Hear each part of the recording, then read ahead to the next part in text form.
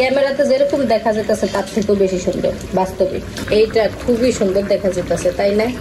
দেখতে কিন্তু মাশাআল্লাহ এক কথা অসাধারণ। আসসালামু আলাইকুম, সবাই কেমন আছেন? আশা করি সবাই ভালো আছেন। এখানে কিন্তু রুই মাছ ভাজা রাখছি। এখানে কিন্তু 3 পিস দুইটা আর লেজ, মোট 3 পিস। এই 3 পিস মাছ আমি রান্না করবো। এখানে টমেটো কাটা নিছি একটা, আর ধনিয়া পাতা নিছি এই তরকারিতে দেওয়ার জন্য। আর তরকারি কিন্তু এখানে 3 আইটেমের কাটা রাখছি।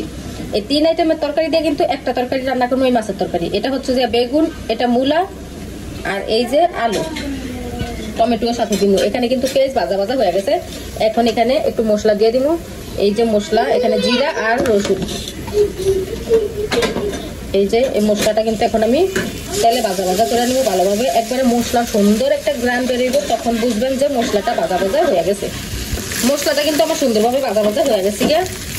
এখন হচ্ছে যে টমেটো দিব, হলুদ, লবণ, মরিচের গুঁড়া, ধনিয়ার গুঁড়া দিব, সাথে কিন্তু সামান্য একটু পানিও দিব। এই যে মশলার বাটিতে কিন্তু পানিটা নিয়ে নিচ্ছি। এই যে একটু পানি দিলাম। এখন হচ্ছে যে হলুদ দিব। এই যে এখানে কিন্তু হলুদের গুঁড়া দিচ্ছি। এটা হচ্ছে যে ধনিয়ার গুঁড়া, আর এটা লবণ, এটা মরিচের গুঁড়া। এখন এই মশলাটা ভালোভাবে আমি কষিয়ে নিব। টমেটো গুলো একটু গালা গালা করে দিব এরকম ভাবে। এখন না মানে টমেটো গুলো একটু নরম হওয়ার পরে, সিদ্ধ হওয়ার পরে এখন আমি তার একটু গালিয়ে দিব। ভালোভাবে কষাইতে হবে মশলাটা। এইদিকে কিন্তু আমার এই যে মশলাটা কষানো হয়ে গেছে, আর টমেটো গুলোও কিন্তু আমি হালকাভাবে একটু গালিয়ে দিচ্ছি। এখন হচ্ছে যে তরকারিটা দিয়ে দিব। তরকারি দিলে কিন্তু তরকারির সাথে একটু পানি দিতে হয় তরকারিটা কষানোর জন্য। এখানে যেহেতু মূলা আছে, আলু আছে, এগুলা সিদ্ধ হইতে একটু সময় লাগবে, সেজন্য আমি একটু পানি দিব ভালোভাবে কষানোর জন্য। আর আপনি বেগুন কষাইলে কিন্তু পানি দেওয়া লাগে না, কারণ বেগুন তাড়াতাড়ি সিদ্ধ হয়ে যায়। বেগুন কষাইলে পানি এতটা দেওয়া লাগে না, অল্প পরিমাণে একটু পানি দিই। এই যে তরকারিতে কিন্তু আমি একটু পানি দিয়ে দিচ্ছি। এই যে দেখেন, এই তরকারিটা ভালোভাবে কষানোর জন্য।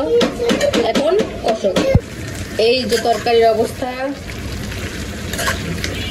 এখনো কিন্তু কষানো হয় না।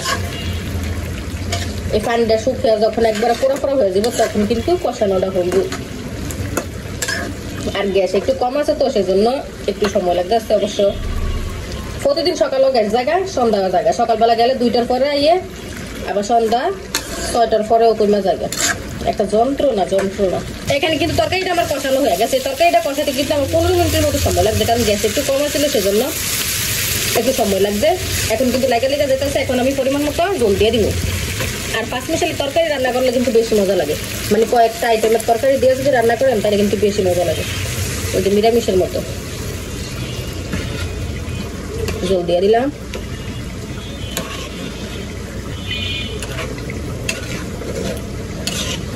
আল্লাহ, জলটা মনে একটু বেশি হয়ে গেছিল।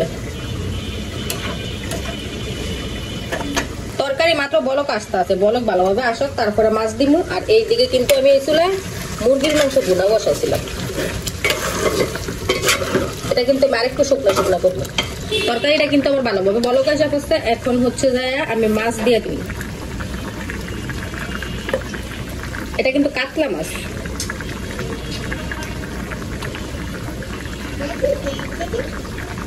এই মাছটা দিয়ে দিলাম, ধনিয়া পাতা আর একটু পরে দিব। এইদিকে কিন্তু আমার মুরগির মাংস বোনাটা হয়ে গেছে।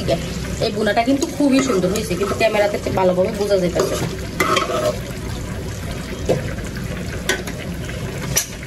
এই যে দেখেন, মুরগির মাংসটা বাটিতে ডাইলা নিছি, কত সুন্দর দেখা যাইতেছে। এটা কিন্তু অনেক সুন্দর হয়েছে, মানে ক্যামেরাতে যেরকম দেখা যাইতেছে তার থেকেও বেশি সুন্দর বাস্তবে। এখন হচ্ছে যে আমার এই তরকারিতে আমি ধনিয়া পাতা দিয়ে দিই।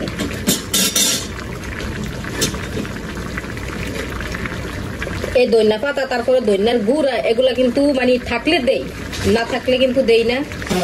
যখন থাকে তখন দেই।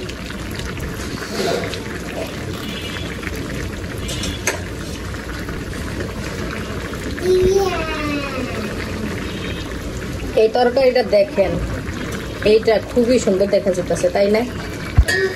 এই যে মাছের তরকারিটা কিন্তু আবার হয়ে গেছে।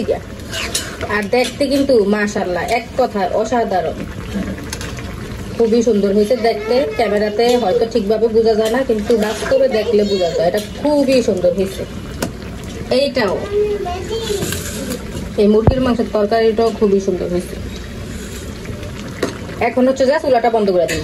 এই যে দেখেন তরকারির কালারটা, আর প্রত্যেকটা তরকারি বন্ধ করার পর কিন্তু কালারটা আরো সুন্দর আসে। এখন দেখেন কত সুন্দর দেখা যাইতেছে। আর এই যে মুরগির মাংসের তরকারিটা। তো সবাই ভালো থাকবেন, সুস্থ থাকবেন, আল্লাহ হাফেজ।